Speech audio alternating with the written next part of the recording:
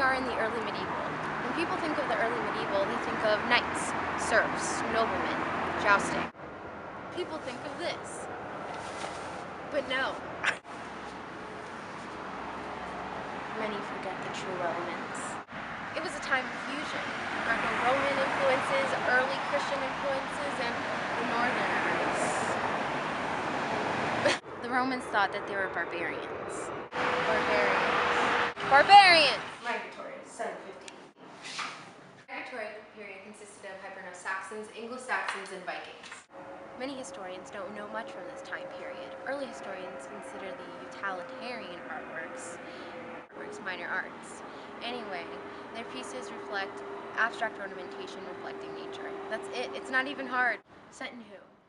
Here is a Sutton Hoo purse cover, which was utilitarian because it would have been on a leather bag. There is an interlacing style. Which would contribute to its abstract composition. Yes, but there's also an introduction of animals. These frontal, symmetrical animals which show protection. Right, like Ishtar Gate. Yes. Also, it shows wealth of the individual who would have owned it because it's very intricate. There's the use of cloisonne, which is the division of areas with metal wire by filling it in with enamel. Cloisonne is like baby, mosaic, and stained glass. And if you don't get it, well, flanked by two animals. Animals flanking power and prestige. Protection. Vikings.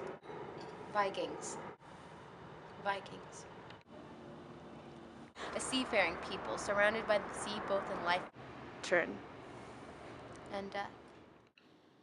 And here we have the animal head post as part of the Osberg ship burial, where two women were buried with their precious items. Here we have a very vital animal here with flaring nostrils and growling face. You can see his threatening position. He's there for protection, as was the common theme. Right. And we have intricate interlacing on its head and very serpentine neck, which is very characteristic of the time and the style. Because it was around the sea and everything was flowing. Right. They were seafaring peoples, and that's why they put so much work into their intricate ships.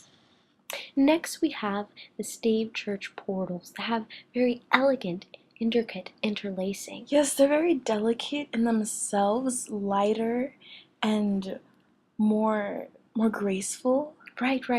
We have an animal here depicted, very elegant, long lines, elongated shape, But it still appears to be part of all those swirls that we see. Right, the interlacing is just very characteristic of this Viking art.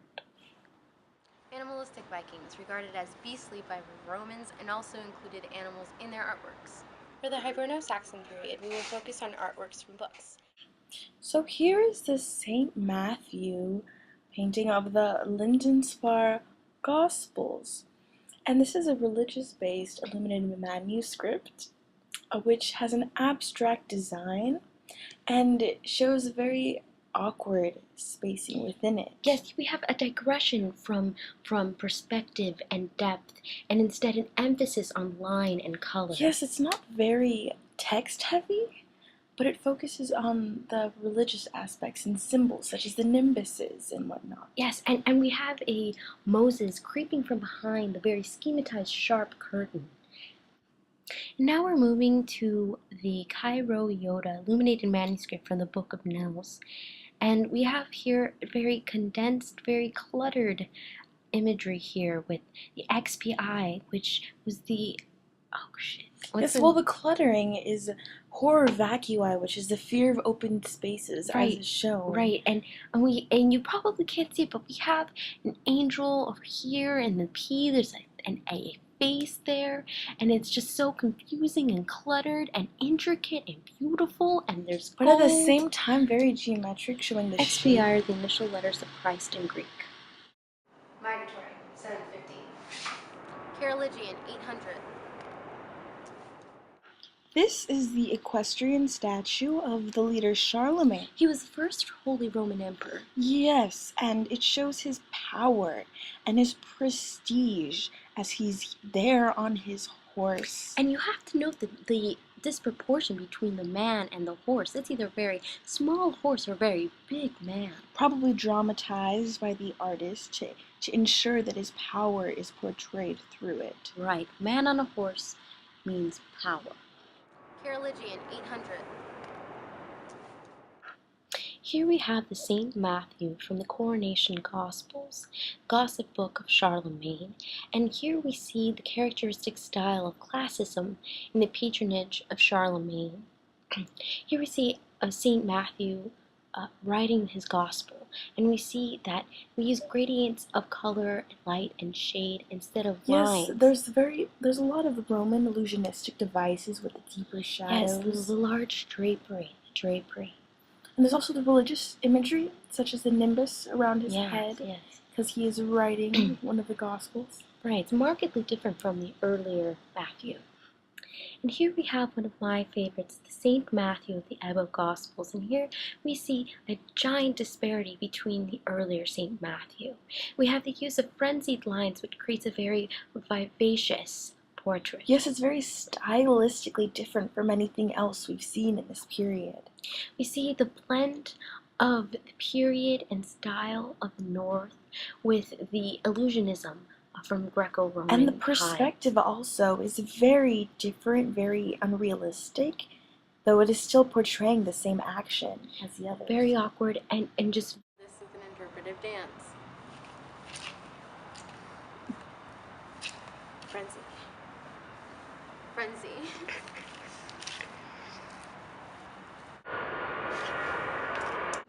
Notable Carolingian architecture includes Palatine, Tor Hall, and then St. Gall.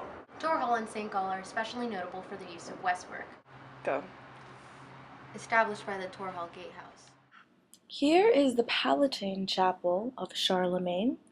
It is a centrally planned chapel.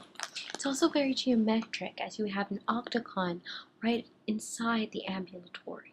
Yes, and it's surrounded by groin and barrel vaults, a network of them, and Charlemagne used this to show himself as above the people, but still below God. The robust structure was an early predecessor to the Romanesque style that would follow. Here we have the Tor Hall Gatehouse and chapel entryway to the monastery. The towers on the side that called turrets combined form westwork, which becomes the norm for cathedrals in the Carolingian time period. And you can't forget the use of the opus reticulatum, which is the network-like style on the outside that is shown and seen on the front.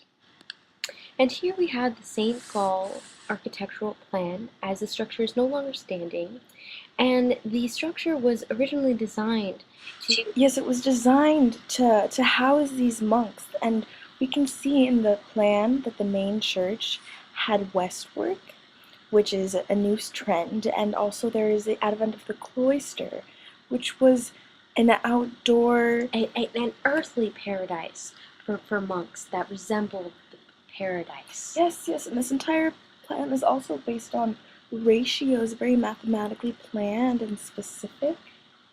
Carolingian 800. The Etonians, where everyone was auto. 100.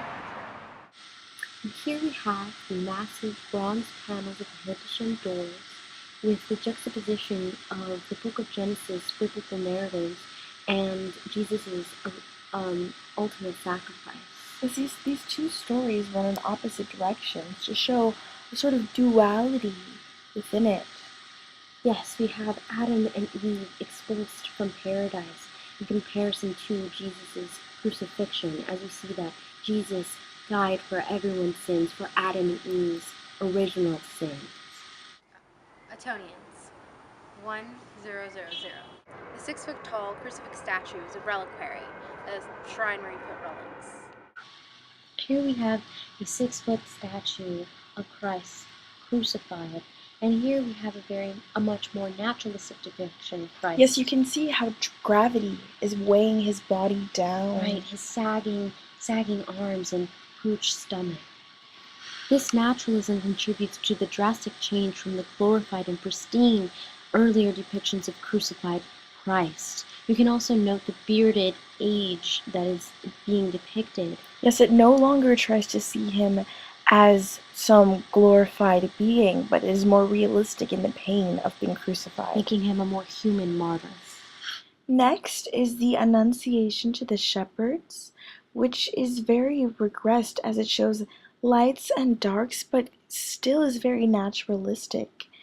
We see a Byzantine style here with the faces shown and also the gold on the page. Right. However, we still have a very awkward portrayal of the human body, the very awkward stance of the shepherds, and a very aggrandized angel. There's also not much of a depth of field, as the horizon line is very questionable.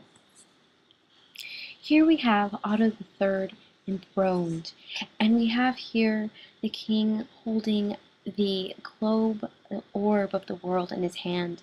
The gold colors show, and the cross on the orb show that he derives his power from the divinity. His power comes directly from God. Yes, and he also has a staff, which is also another symbol. He's also his power. In very schematized and yet colors of royalty in the green and purples, and he's also flanked by both the clergy and the noblemen, showing that he has the support of both the church and the people.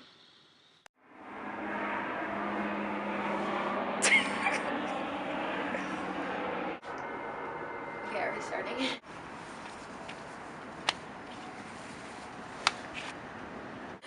No, it's rusty, and I feel like if I got cut, I'd get something diseasy. Okay, good.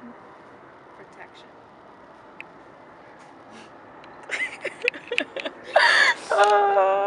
You look so uncomfortable. It's okay. I'm sure it's